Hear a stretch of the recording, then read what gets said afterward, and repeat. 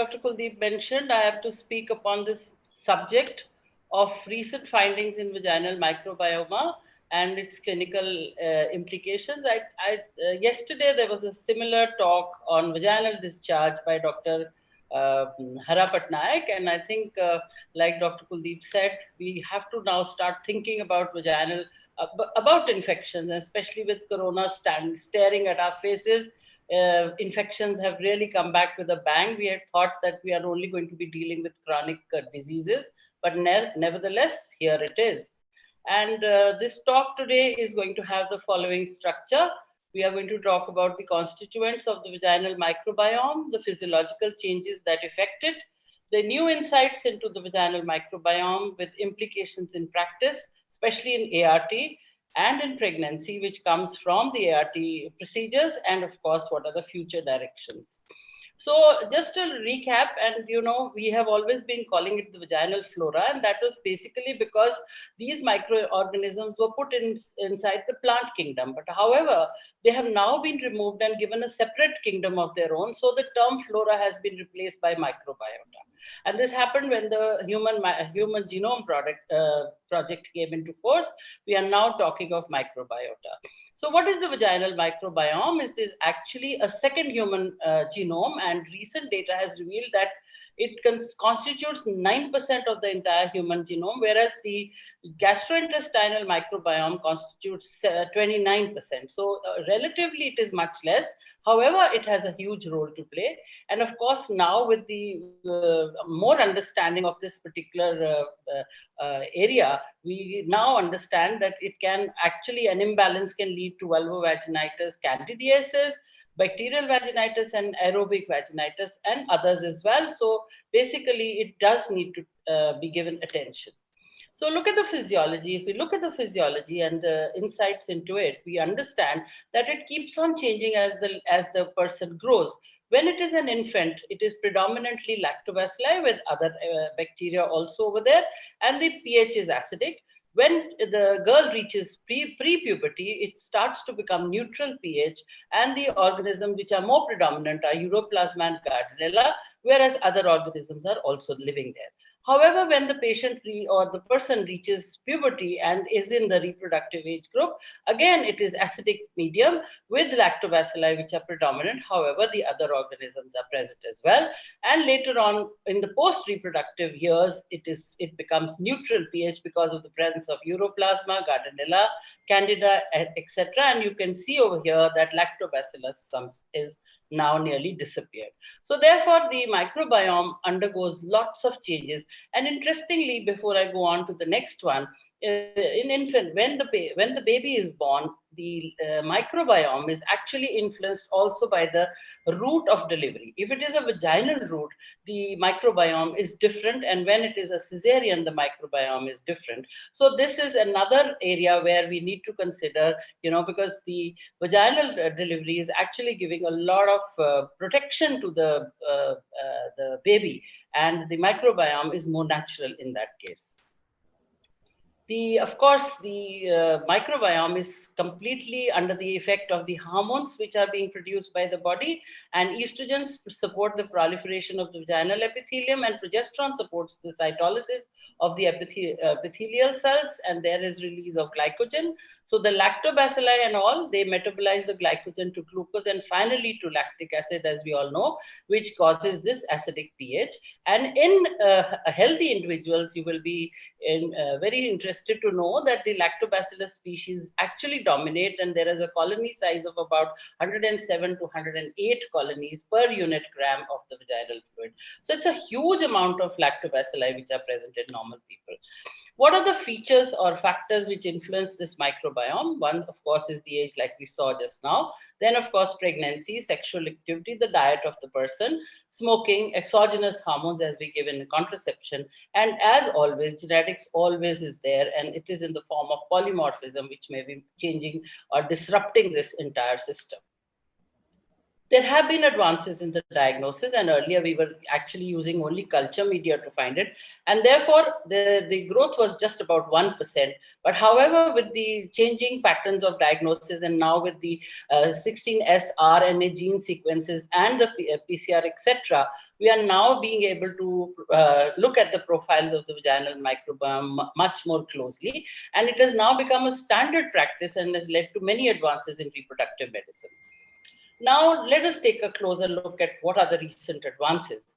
The most important thing that we have found with this new armamentarium in the form of diagnostic methods that we have, that the vaginal microbiome has ethnicity. So different ethnicities have different microbiomes, and that, therefore, there is no core vaginal microbiome which can be said to be present in every woman. Everywhere it is different, which again brings us to the same point in reproductive medicine, that is personalized medicine. So we have to consider even this part as a personalization. So, and in the year 211, this seminal paper came where Revel et al., they divided it into different grades, and 5 grades of vaginal microbiome have been actually defined, depending upon the type of lactobacilli that are present over here. And you can see over here that the most prominent ones are crispatus, gasseri, and inners. And you don't find albicans over here or any of those over here. And lactobacillus is actually the genus or the types that are present in the various groups are different from what we are actually reading in our day-to-day literature. And depending upon this, we have 5 grades. The grade 4 is slightly uncommon, and it also contains Gardnerella and other bacteria. Whereas in Costa Rica, a paper from Costa Rica actually gave 2 more grades, that is grade 6 and 7, where again Gardnerella, etc. were more prominent as compared to lactobacillus. And these were also normal. They were not abnormal, but they were normal inhabitants. Let us look at the Indian data. What do our studies say? Actually, I have put it as a single slide, but these are 4 papers which have been quoted in this particular paper, where they had looked at the Northeast Indian microbiome. And you can see over here that the microbiome of different areas is different. Mumbai shows different species, North India shows different species, and Northeast India, where this paper, actually it's a beautiful paper which came from here, it actually shows that the microbiome from this area is showing more of Enterococcus faecalis as compared to lactobacilli. Lactobacilli is present, but this is also present. So therefore, we have to understand that our women are actually different and they have to be treated differently. Then the pathological conditions, the most important one, as we all know and we understand, is bacterial vaginosis. And we know that this is basically when the healthy lactobacilli is replaced by other bacteria, most importantly Gardnerella, and there may be other bacteria as pointed out over here, they may also be present. But what is more important or interesting about bacterial vaginosis that we are discovering is that it forms something called a BV biofilm. That means mixed biofilms are formed because of the colonization and the stickiness. The Gardnerella gets stuck to the epithelium and forms a very tough film where other secondary colonizers are also invited, and therefore they form a kind of a film over the vaginal epithelium. And this is probably the reason for recurrent or stubborn vaginitis that we see in many of our patients. It just doesn't get cured because that film is so tough, it doesn't get released. So therefore, we have to understand that it is not so simple in many of our patients. It can be a difficult thing to treat. And we have to be careful about bacterial vaginosis because it can lead to so many conditions, most importantly STD, and we are very scared of the transmission of HIV, which it makes the patient prone to, UTIs, post-surgical complications, infertility as such, we will talk about it as we go on, pregnancy losses, intrauterine and intraamniotic infections, cervical infections, and even cancer. And actually, they may also be caused by other organisms like trichomonas and viruses, like I said, HIV, HSV, etc. So basically, we need to understand that bacterial vaginosis has to be taken very seriously where infertility is concerned. And we all know that the diagnosis is actually dependent upon 3 criteria out of 4 of Amsel's criteria, which include the clue cells on wet microscopy, the fishy odor, the vaginal pH of 4.5, and a thin homogeneous vaginal discharge, or it can also be found on the basis of Nugent's criteria on gram staining. If the score is 7 to 10, then it is bacterial vaginosis, and up to 3 is considered as normal. When you find a score of 4 to 6, it means there is a transition. It is going on from normal to bacterial vaginosis. So let us see what is the effect on conditions related to infertility. Most importantly, what is the effect on IVF, and what is the effect on other infertility conditions like endometriosis. So these are very interesting studies which happened to find out what is the effect of vaginal microbiome on the when we are actually stimulating the ovaries. And this very interesting study by Jacobson et al. In 2008, they evaluated the changes in the lactobacilli with the stimulation, with ovarian stimulation, with these rising levels of estrogen. And also there were studies which were done to see what is the microbiome when the embryo transfer is being done. And this interesting paper actually talked about the change, the relative change in the microbiome. This is hormone dependent, and the bacteria, it is interesting to see that the bacteria, of course, it remained lactobacillus, but the type or the type of lactobacilli changed. So there was, with the rising levels of estrogen, there was a change in the microbiome from one type to another during the course of increasing estrogen levels. And these samples were taken in this GnRH protocol. You can see over here that when the FSH injections were given, they started taking the one baseline sample was taken, and then they started taking the samples with the stimulation, and they found that there was a change as it transited from low levels of estrogen to higher levels of estrogen. Similarly, they looked at the ERT outcomes after ET by taking these samples from the catheter tip, the ET catheter tip, and in all these studies which have been done, they are not too many, but whatever studies have been done, they are all indicating that if there is a change in the microflora, then there is definitely a decrease in the pregnancy rate. So this is something which is actually telling us that there is some point at doing these studies and differentiating between a physiological and a pathological milieu over there before we do an embryo transfer in our patients going in for IVF. What about endometriosis? As an example, it can also be in PCO, but I'm talking about endometriosis because we are using GnRH agonists over here. What do?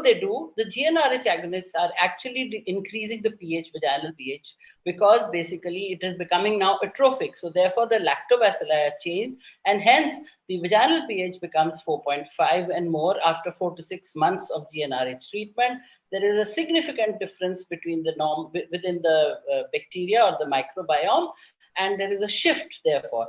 This may have a bearing on the outcome of pregnancy in these patients, especially the grade 3 and grade 4 endometriosis.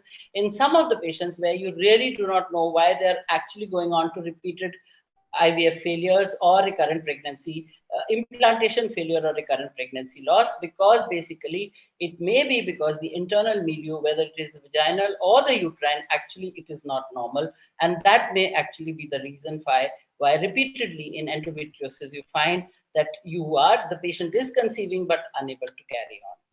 So is the uterine microbiome also affected if the vaginal microbiome is different? Yes, many of these studies, and especially a systematic review and meta-analysis of 12 studies, showed that it is higher among tubal infertility. Bacterial vaginosis is higher among tubal infertility, and also that preclinical pregnancy loss is higher, although the conception rates are not decreased. But like I said, preclinical pregnancy loss is higher if the microbiome is disturbed, because eventually the uterine microbiome is also disturbed, and that is what we are bothered about. So another very, very new study and very, very recent one has actually differentiated between the endometrial fluid and the vaginal secretions in infertile women with recurrent implantation failure. And they found that the endometrial fluid and vaginal samples had the same diversity. That means the bacteria were the same in both the samples, but the endometrial fluid was different in recurrent implantation failure fluids. So therefore, there is some kind of a disparity over there, which may actually, sometimes we find that we are transferring the embryo into beautiful endometrium. The embryo is A grade, or even if they are PG, they are tested embryos, PGTA tested embryos, they still do not implant. And maybe this is the reason that the environment inside is not conducive for implantation and could be leading on to this. And also, when they looked at the metabolomics of the vaginal fluid in patients in the vaginal microbiota, especially in recurrent implantation failure, they were surprised because it was a huge difference. This is the normal, and in recurrent implantation failure, you find that the vaginal fluid is different. The flora were different, and even the metabolites. The heat scan, the metabolites also were different. That means that a metabolemics or whatever secretions are being thrown out by these bacteria are different, which may actually be leading to failure, a recurrent implantation failure in these patients. This was a seminal paper which was published in 2016, and it has groups basically from the United States, and you have Carlos Simon also as one of the authors for this.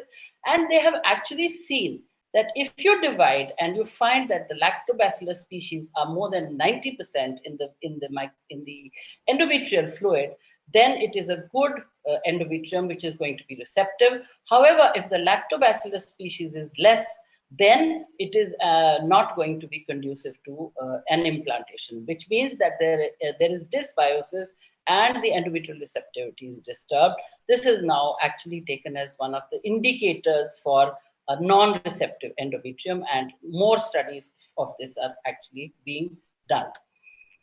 So the uterine microbiome, definitely, if we are talking about saying that it is actually what the vaginal microbiome is, and it is actually dominated also by the lactobacillus genus, then we can easily presume that it is the ascending infection from the vagina and the cervix which is causing all these problems.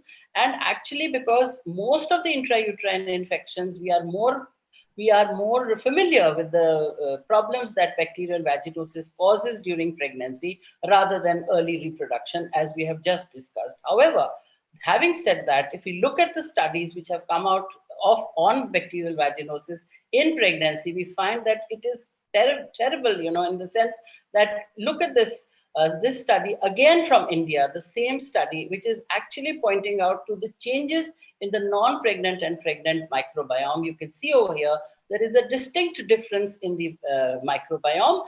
And if they have also tried to analyze the microbiome according to the trimesters.